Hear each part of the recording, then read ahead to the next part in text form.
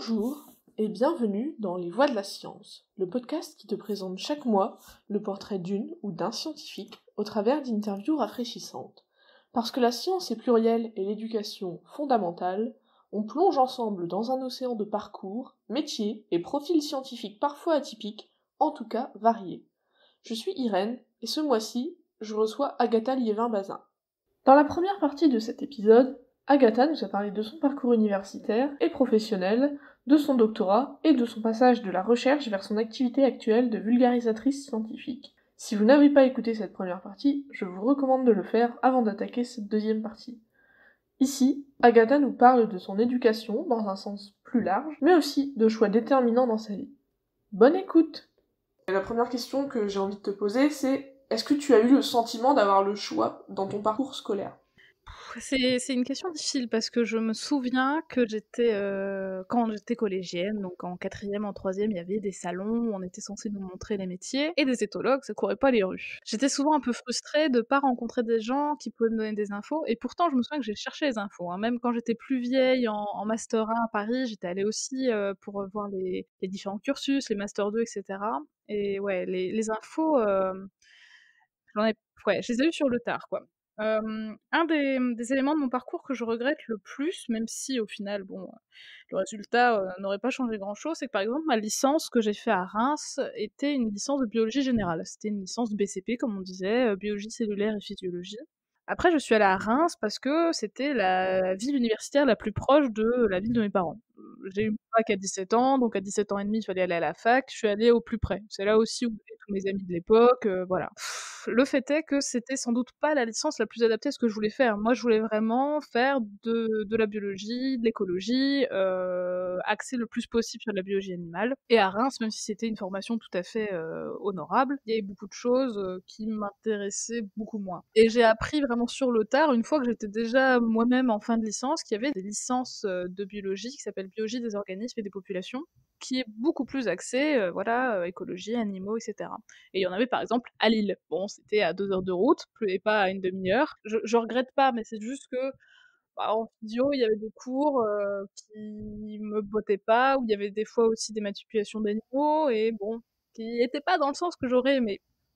Je vais m'inspirer pour la prochaine question de ce que tu as écrit sur ton parcours dans ta foire à questions, dont on a déjà un peu parlé dans l'épisode 1. Tu as écrit « Je n'étais pas du tout une scientifique dans l'âme, et j'ai pas mal souffert de devoir bachoter les maths, la physique et la chimie au lycée et à la fac pour arriver à mes fins. » C'est quelque chose qu'on retrouve parfois au début des études. Les jeunes étudiants pensent qu'ils vont enfin pouvoir étudier ce qui leur plaît, et en fait dans beaucoup de domaines il faut encore passer par des matières qu'on n'aime pas forcément, surtout les maths qu'on retrouve dans beaucoup de domaines. Comment on s'en sort quand on a des matières bêtes noires comme ça ? Moi, j'ai un peu serré les dents quand même, hein. On va pas se mentir, parce que depuis gamine, alors déjà j'ai un problème tout à fait personnel avec les chiffres et les maths, mais c'est un truc tout con, mais j'ai un blocage stupide qui fait que mon cerveau, dès que j'ai des mathématiques, me dit que je suis trop bête pour comprendre. Bon, je ne sais pas pourquoi, mais j'ai ça depuis très longtemps. J'ai quand même réussi à valider un bac S avec 10 en maths au bac, ce qui est pas transcendant, hein, mais ça fait le job. Et ouais, ça a été compliqué parce que c'était vraiment pas mon truc. Puis physique, chimie, il y a quand même aussi beaucoup de maths dedans, hein, on va pas se mentir. Donc moi, c'était vraiment la bio et les animaux, mon délire. Donc j'ai dû vraiment me faire violence pour ça. Et même en licence, je me souviens, la première année de fac de bio, moi j'étais toute contente. Je me dis, allez, ça va être de la bestiole à gogo, je vais m'éclater. Alors, en fait, pas du tout, quoi. Je me souviens, le premier semestre, physique, chimie, maths, et j'étais là, ah. Mais bon, j'ai pris mon mal en patience, j'ai travaillé plus. Moi, je suis un peu une laborieuse, c'est-à-dire que bah, j'y passe le double du temps s'il faut, mais j'essaye de sauver les meubles comme je peux, avec ma logique qui est pas du tout mathématique. Puis après, plus tard, parce que du coup, arrivé en master d'éthologie, là, quand même, je faisais quand même majoritairement du comportement animal, donc même s'il y avait des statistiques auxquelles j'ai malheureusement pas compris grand-chose. Pour ce qui est voilà de la thèse, bah du coup pour la partie statistique, j'ai fait ce que j'ai pu et quand j'ai senti que j'atteignais les bornes de mes limites, j'ai fait appel à d'autres gens qui étaient plus qualifiés que moi. Donc c'était vraiment ça, moi ce que j'ai fait. Mais après voilà, pendant tout mon cursus universitaire, ouais, j'ai bachoté. Alors certains avec succès, hein, j'ai réussi à m'en sortir, ouais, maths, physique, biochimie, même si c'était pas facile. Mais j'ai aussi eu des énormes plantades, hein, Il y a une autre discipline à laquelle on pense pas forcément quand on pense à ce que fait un scientifique ou une scientifique, c'est l'anglais, qui est indispensable pour lire des articles scientifiques et en écrire soi-même. Comment ça s'est passé pour toi? Alors, c'est vrai que moi, plus jeune, les langues, j'ai toujours aimé ça, même si, l'apprentissage de l'anglais au début s'est fait quand même, un petit peu de manière houleuse parce que moi j'ai pris allemand première langue. Donc j'adorais l'allemand, j'adorais ma prof d'allemand. Et quand je suis arrivée en quatrième, bon, j'avais un prof très rigolo, vraiment le prof d'anglais parfait, mais je ne comprenais rien à la logique de la langue anglaise par rapport à l'allemand, ou alors qui peut paraître un peu rigide, mais qui avait des déclinaisons, on commence, on nous balance d'où, et d'où, le verbe d'où veut tout dire et rien dire. Et là, mais quoi? Mais ça n'a aucun sens. Donc le début, quand j'étais coréenne, a été un peu houleux. Et puis après, j'ai très vite aimé ça, mais aussi parce que, bon, je suis vieille, on l'a déjà dit, mais en gros, il y avait Internet. Et je me souviens que par exemple, ouais, quand j'étais en quatrième, troisième, j'étais à fond sur certains jeux vidéo. Par exemple, j'adorais le jeu Kingdom Hearts. Et je cherchais des informations sur la sortie du prochain jeu. Il y en avait encore beaucoup qui étaient en anglais. Donc j'ai appris des mots comme ça, en cherchant des infos pour mes loisirs, grâce à l'anglais. Clairement, là où je me suis améliorée en anglais, c'est quand je suis allée en Allemagne, parce que ma chef me parlait en anglais, mes collaborateurs étaient de plein de pays différents. J'étais avec une amie allemande, une amie polonaise, donc du coup, tout le monde parlait en anglais entre eux. Et quand on est immergé que avec des gens qui parlent une autre langue, bah, on est forcé de s'améliorer. Donc mon anglais parlé s'est amélioré à ce moment-là. Je pense que c'est vraiment l'expérience du terrain qui m'a fait aimer l'anglais. Mais après, moi, j'avoue, j'aimais ça. Enfin, ça n'a pas été une souffrance de me mettre à l'anglais.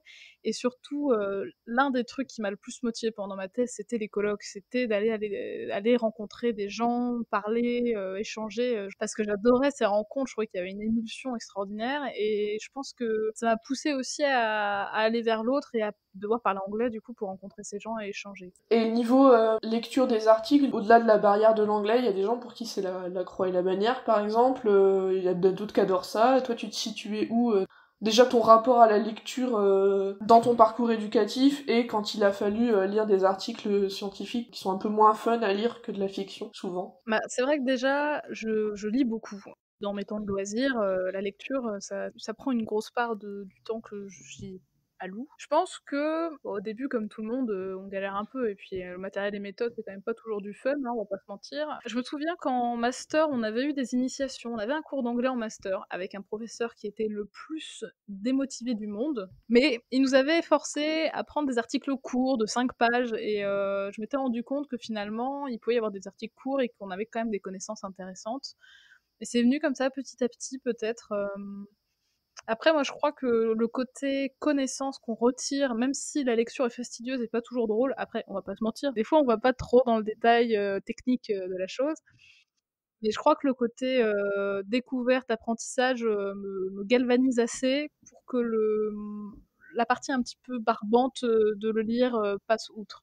Après, il faut vraiment que ce soit un sujet qui me botte. Si je vais sur un sujet, si c'est sur des bestioles, des animaux, je vais faire l'effort. Si c'est sur vraiment des choses qui sont dans ce qui m'intéresse et dans mon domaine, voilà. Mais ouais, globalement, j'aime lire, j'aime apprendre des choses. Du coup, je pense que je le mets pas trop dans le côté tard, quoi. Moi, je mets bien le côté biblio dans la thèse. D'ailleurs, j'ai commencé une bonne partie de ma thèse à lire des articles sur une expérience que je n'ai d'ailleurs jamais pu faire. Mais j'ai passé peut-être 2 mois à lire des choses sur le sujet et je trouvais ça assez chouette ouais, de compiler tout ça à la fin, quoi. Maintenant, on va quitter un peu les bancs de l'école ou du système scolaire et universitaire et on va parler d'éducation de manière un peu plus générale.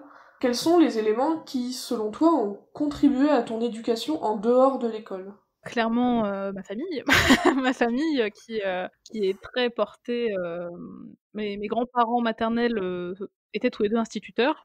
Déjà, ça joue, je pense, d'avoir ce rapport-là et ils ont toujours élevé comme quelque chose de très important la curiosité. Mon grand-père et ma grand-mère qui sont toujours de ce monde, heureusement, dès qu'ils ont un doute sur quelque chose, ils sautent sur leur encyclopédie et ils vont fouiller des choses et je pense que, bah, j'ai grandi avec cette vision-là, quoi, de se dire qu'on apprend tous les jours quelque chose, que c'est quelque chose pour lequel on prend du plaisir. Donc clairement, ça a contribué à ça.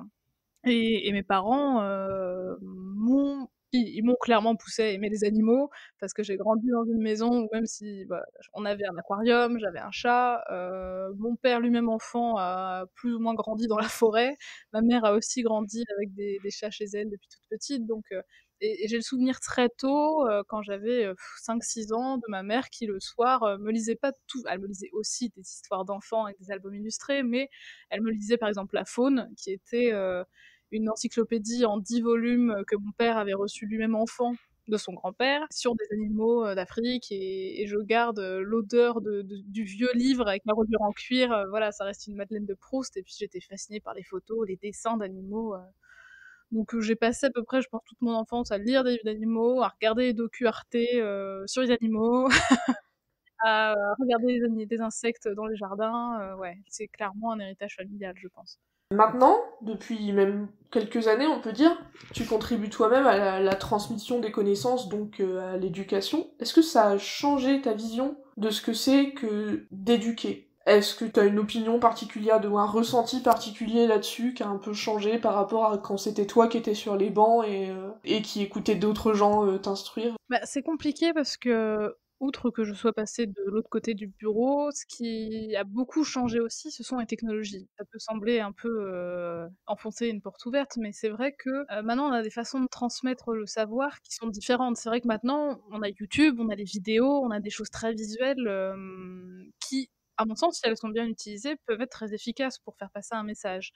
Et c'est des choses que moi, enfant, il y avait beaucoup moins. Il y avait les docus à la télé, mais il y avait pas cette mine, d'infos. Moi, je me souviens quand j'étais gamine, alors j'ai eu un ordinateur assez tôt chez moi, quand j'avais peut-être 9 ans, et on avait une encyclopédie qui s'appelle Encyclopédie Universalis, et dans l'une des premières versions, je pense que c'était ça devait être Universalis genre 2000, donc un truc comme ça, il y avait des vidéos dessus, et je me souviens que m'avait mais chamboulée, parce que notamment il y avait une vidéo d'un thylacine, qui est un loup marsupial qui n'existe plus, qui a disparu au début du XXe siècle, et ça m'avait mais vraiment, marqué de se dire: «Waouh, c'est un animal qui n'existe plus, on a une vidéo, je peux voir cette vidéo». Enfin, c'était, waouh! Enfin et je pense qu'aujourd'hui, on peut apprendre des choses, ça peut toujours être fun, mais il y a des moyens plus ou moins dynamiques, interactifs de le faire, et je pense que le on a des nouveaux outils aujourd'hui. Maintenant, en plus, genre, il y a les live Twitch, il y a pas mal de choses qui sont développées en distanciel, notamment avec la Covid-19, qui font que les façons de transmettre le savoir peuvent être différentes. Après, moi, j'avoue, je trouve que, une bonne vieille maquette, ça marche quand même toujours super bien, quoi. Je pense qu'il y a des choses, vraiment, physiques, tactiles qui marchent très bien pour, susciter, l'émerveillement, mais je reste assez persuadée qu'il faut du fun, il faut un peu de la magie pour marquer les gens, quoi. Et là aussi, je suis chanceuse parce que, après, c'est peut-être moi qui suis biaisée, mais je trouve que le monde animal est tellement merveilleux qu'il y a pas besoin d'en faire des caisses pour fasciner les gens, quoi.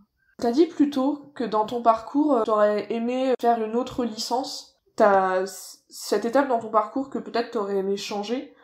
Est-ce que, à l'inverse, il y a des choix cruciaux, déterminants, que tu referais à tout prix, ou tu te dis, celui-là, c'est vraiment le truc qui m'a poussé sur la voie actuelle, si tu pouvais rembobiner ton parcours? Bah, clairement, je pense que un de mes choix qui a été le plus déterminant, c'est quand je suis arrivée au laboratoire de Nanterre, pour mon premier stage de master 1, avec les perroquets gris du Gabon, et ça a été, déjà mon premier stage de recherche dans un laboratoire, donc ça a été déterminant parce que j'ai vu pour la première fois comment c'était. Parce que là aussi, quand on dit laboratoire, les gens s'imaginent tout et n'importe quoi, ils imaginent de la torture, des trucs horribles, alors que pas du tout, hein. Moi quand je suis arrivée, il y avait des perroquets qui volaient en liberté dans les couloirs, qui, dormaient, sur l'épaule, de ma directrice de stage, enfin c'était, tout autre chose. Et ce stage a vraiment été, je le vois vraiment comme une bulle enchantée parce que déjà tout le monde a été très gentil avec moi. Je me suis fait des copains, copines avec les autres stagiaires du même âge, qui étaient avec moi en même temps, et puis, la rencontre avec les perroquets, ça a vraiment, bouleversé ma vision des choses. Je dirais même ma vision, du monde, parce que, avant ça, les oiseaux, bah, je les regardais en naturaliste amatrice, par ma fenêtre en me disant: «C'est joli, ça chante, c'est cool», parce que les oiseaux, on en voit partout, même en ville. Mais quand j'ai compris les relations qu'on pouvait avoir avec un perroquet, leur intelligence, leur personnalité, ça a vraiment chamboulé, ma façon de voir les choses, je pense, et de se dire que des animaux que habituellement on prend pour bêta ou auxquels on ne s'intéresse pas, sont des êtres passionnants avec une vie émotionnelle et une vie quoi. Un perroquet, ça peut vivre 40-50 ans, enfin, il se passe plein de choses dans leur vie, il faut le prendre en compte, quoi. Et ouais, ce stage, m'a vraiment montré plein de choses, m'a montré les coulisses de la recherche, comment on faisait de l'éthologie, les liens sociaux, rencontrer des gens. Enfin, ça a vraiment été, je pense que ce stage c'est vraiment ça qui m'a dit: «OK, tu as fait une thèse. Tu vas souffrir peut-être, sans doute, mais il faut que tu ailles au bout de ton processus, il faut que tu continues sur cette voie, avec les oiseaux, l'intelligence des oiseaux, le labo, la recherche, c'est ta voie». Merci pour toutes tes réponses. Je crois que tu as une actualité à venir prochainement, puisque tu vas publier un livre. Est-ce que tu peux nous en dire un peu plus? Tout à fait, c'est vrai que là, en 2020, j'ai pas pu beaucoup partir, à la rencontre des gens, donc j'ai fait un travail un peu solitaire qui est celui d'écrire des livres et le 1er qui va sortir, de ce travail sort, début mars, 2021. Il s'appelle «Les sociétés animales», aux éditions Circonflexe et donc c'est un livre à destination du jeune public, 8-10 ans, mais j'ai essayé de le rendre, fun et accessible, à tout âge et le c'est de présenter, différents systèmes sociaux chez des animaux très divers, des poissons aux oiseaux en passant par, les mammifères, les insectes et de voir qu'il y a plein de façons différentes de vivre ensemble, de s'entraider, dans le monde animal. D'accord. Et est-ce que tu pourrais rappeler à nos auditeuristes qui ne te connaîtraient pas encore où est-ce qu'on peut te retrouver? Eh bien, vous pouvez me retrouver sur, l'internet mondial, en regardant, mon site, mon blog qui me sert de plateforme principale, c'est lenidepie.com. Il y a plusieurs réseaux sociaux associés si ça vous branche davantage, sur Twitter, Instagram, Facebook. J'essaye de poster mon émission radio sur YouTube, mais il faut que je m'y mette sérieusement, donc je ne l'ai pas encore fait, mais ça va venir. Et c'est là que vous retrouverez tout ce que je raconte, à peu près. Merci beaucoup Agatha pour ton temps et pour avoir répondu à toutes ces questions. Voilà, c'est la fin de notre entretien avec Agatha Liévin-Bazin. On espère qu'il vous a plu et on se retrouve le mois prochain avec un nouvel invité. N'hésitez pas à nous envoyer vos commentaires et éventuelles questions sur Twitter, Instagram ou à envoyer un mail à Je Science Donc Je Suis. Nos coordonnées sont dans la description de cet épisode. Vous pouvez également jeter un coup d'œil à notre tout nouveau site. À bientôt dans les voies de la science.